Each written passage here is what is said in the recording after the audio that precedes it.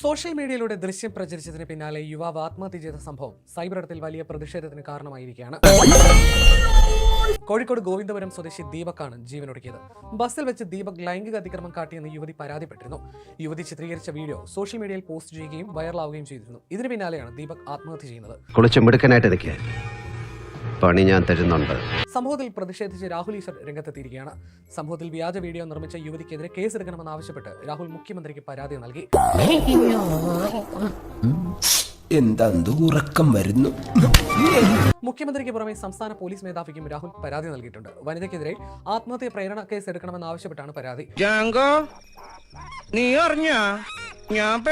വ്യാജ വീഡിയോ, വ്യാജ പരാതി. ദീപക് ആത്മഹത്യ ചെയ്തു. മുഖ്യമന്ത്രി, പോലീസ്, DGP എന്നിവർക്ക് പരാതി നൽകി. വനിതയ്ക്കെതിരെ ആത്മഹത്യ പ്രേരണയ്ക്ക് കേസെടുക്കണം.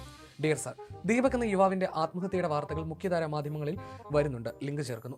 കഴിഞ്ഞ ദിവസം ഒരു വ്യാജ പരാതി, വ്യാജ വീഡിയോ ഒരു പെൺകുട്ടി പ്രചരിപ്പിച്ചത് കൊണ്ടാണെന്നാണ് വിശ്വസനീയമായ മുഖ്യധാര മാധ്യമങ്ങൾ റിപ്പോർട്ട് ചെയ്യുന്നത്. ദീപക് ആത്മഹത്യ ചെയ്തതിനാൽ BNS 108 വകുപ്പ് പ്രകാരം വ്യാജ വീഡിയോ പ്രചരിപ്പിച്ച പെൺകുട്ടിക്കെതിരെ അടിയന്തരമായി നിയമ നടപടികൾ സ്വീകരിക്കണമെന്ന് അഭ്യർത്ഥിക്കുന്നു.